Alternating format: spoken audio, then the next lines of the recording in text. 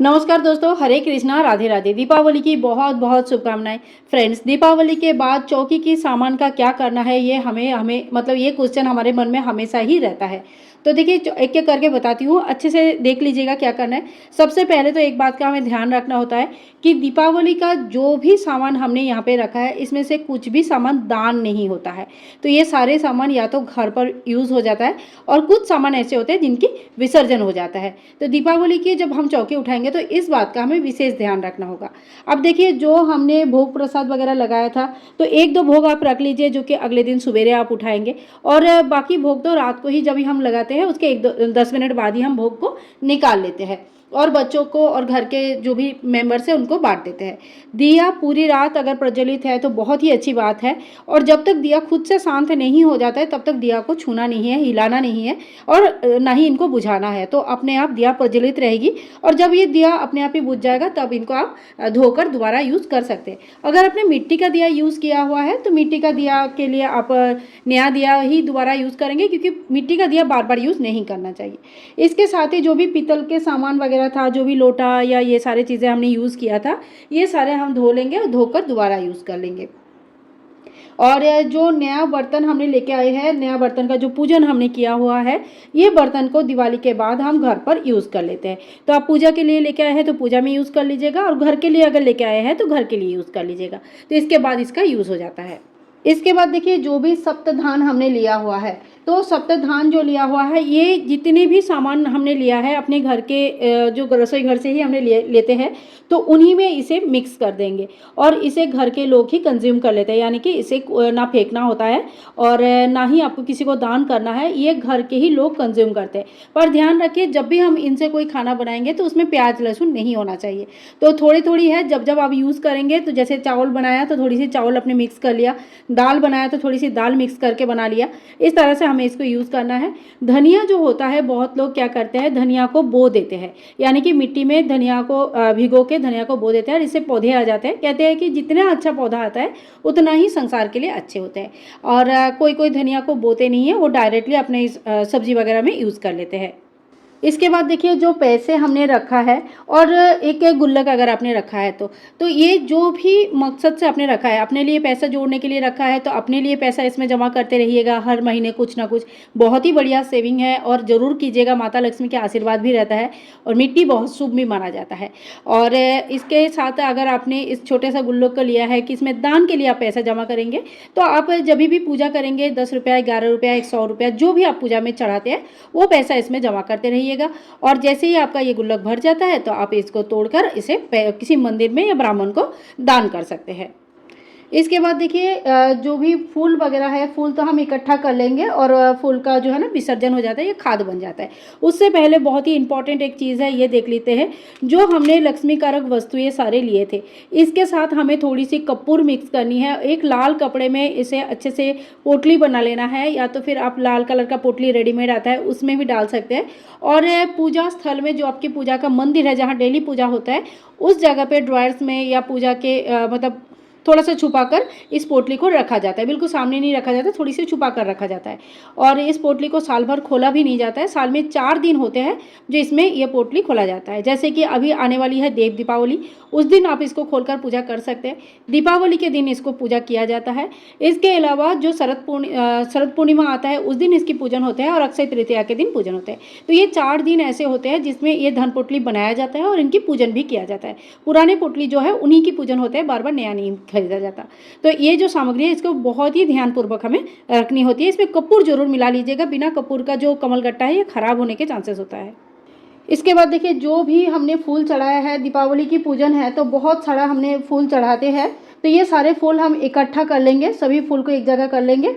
और ये जो फूल होंगे ये हमें खाद बन जाता है। तो आप मिट्टी में जो गमला है, गमले में मिट्टी खोद के इन सभी फूल को दबा दीजिएगा, थोड़े दिन में ये गल के खाद हो जाएगा। और अच्छे से अगर थोड़ी सी हल्की मिट्टी में दबाते हैं तो इसमें से बहुत अच्छे अच्छे पौधे भी आते हैं। विंटर आ रहे हैं तो ऐसे ही फूल आपके घर में बहुत सारे खिलेंगे। तो आप चाहे तो क्यारी में ये डाल सकते हैं और इसमें बहुत सारे पौधे निकलेंगे, जिससे बहुत अच्छे अच्छे फूल आगे चल के आपको मिल जाएगी। अब देखिए, दिया क्योंकि हमारी अभी तक प्रज्वलित है तो हम दिया को ज़्यादा टच नहीं करेंगे, लेकिन जब दिया बंद हो मतलब बुझ जाएगी, जब ठंडा हो जाएगा तो उसके बाद हम दिया को धोकर दोबारा पूजा में यूज़ कर सकते हैं। अब देखिए, माता लक्ष्मी को हम पान का और ये जो भोग चढ़ाते हैं, पान सुपारी इलायची लौंग का जो भोग चढ़ाते हैं, ये भोग बहुत विशेष होता है। तो आप चाहे तो इसे खुद खा सकते हैं या घर के किसी मेंबर अगर खाते हैं तो उनको भी दे सकते हैं। पान वैसे भी हमारे शरीर के लिए बहुत अच्छा रहता है, ये प्रसाद है, तो कोई ऐसा सोचिए मत कि कोई दिक्कत है। आप चाहे तो चाय में लौंग और इलायची मिक्स कर सकते हैं, बतासा मिक्स करते हैं, खाली पान का पत्ता भी चबा सकते हैं। तो देखिए इस तरह से पान को भी खुद ग्रहण करना होता है, ताकि ये माता लक्ष्मी की एक क्या कहते हैं आशीर्वाद है, बहुत बड़ी आशीर्वाद है।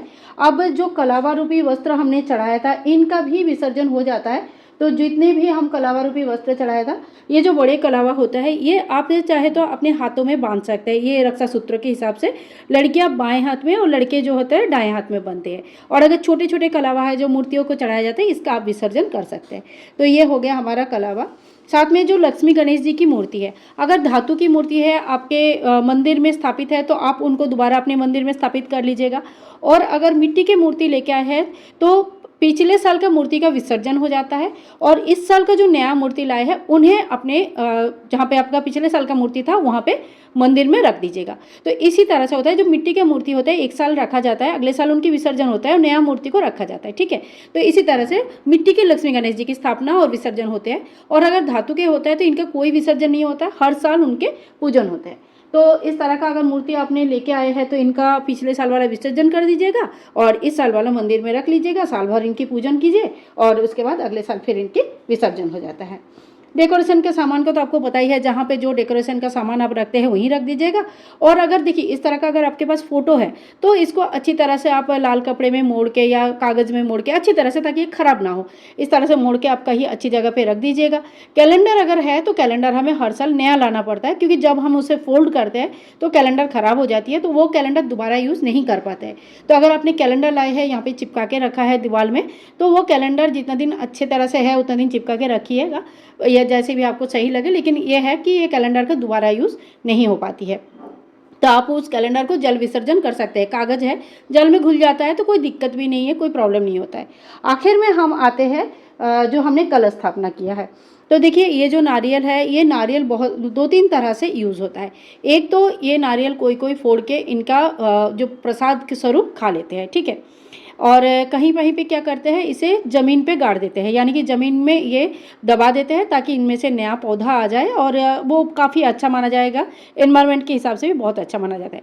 और कई जगह पे इसे जल में प्रवाहित कर दिया जाता है, ठीक है। तो आपके यहाँ पे देखो, ये जो दीपावली की ये पूजन होता है, ये अपने अपने घर का भी कुछ कुछ नियम रहता है जो लोग फॉलो करते हैं। सबका नियम थोड़ी बहुत अलग हो सकता है, तो आपके घर में जो भी नियम है आप अपने बड़ों से पूछ लीजिए नारियल का क्या करना है, तो वो आपको बता देंगे। ये 3-4 चीज़ें हैं जो नारियल का होता है।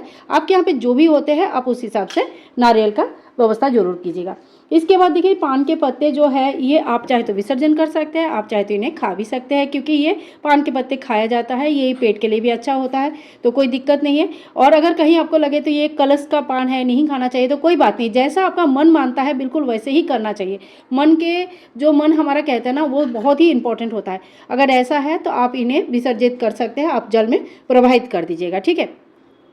अब जो हल्दी के गांठ वगैरह है और जो सुपारी वगैरह हमने डाला है, इन सब चीज़ों को दोबारा हम धोकर सुखाकर यूज़ कर सकते हैं, जो कलश स्थापना अगर हमें आगे करनी है कोई पूजा में, इसके लिए।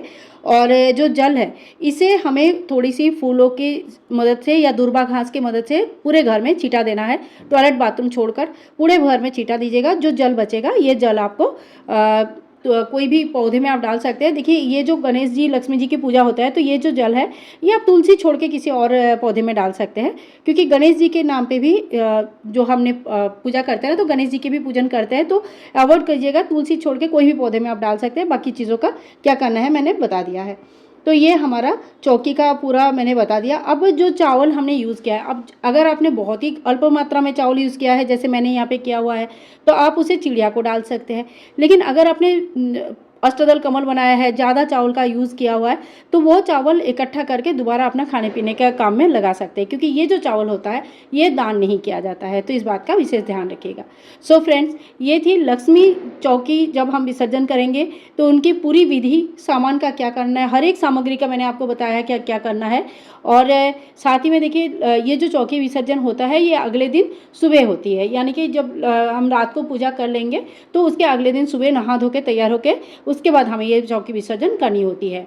अब कहीं पे सोमवार की पूजा है, कहीं पे रविवार की पूजा है, आपके यहाँ पे पूरे एरिया में जिस दिन भी पूजा मनाया जाता है आप उस दिन पूजा कीजिएगा और उसके अगले दिन जो है आपको विसर्जन करना है। अब बहुत लोग मंगलवार के सुबह सुबह विसर्जन नहीं करते हैं, तो अपने बड़े बूढ़ों से या वहाँ के जो पंडित जी हैं वहाँ उनके हेल्प से थोड़ा सा उनसे पूछ लीजिएगा कि आपको क्या करना चाहिए, क्योंकि देखिए लोकल मान्यताएं होती है, लोकल मान्यता को हम लोकली जो पंडित जी होते हैं उनसे पूछकर काम करना या घर के बड़ों से के पूछकर काम करना ज़्यादा अच्छा माना जाता है। सो फ्रेंड्स, आज के लिए इतना ही, मिलूंगी नेक्स्ट वीडियो में, तब तक के लिए हरे कृष्णा, राधे राधे।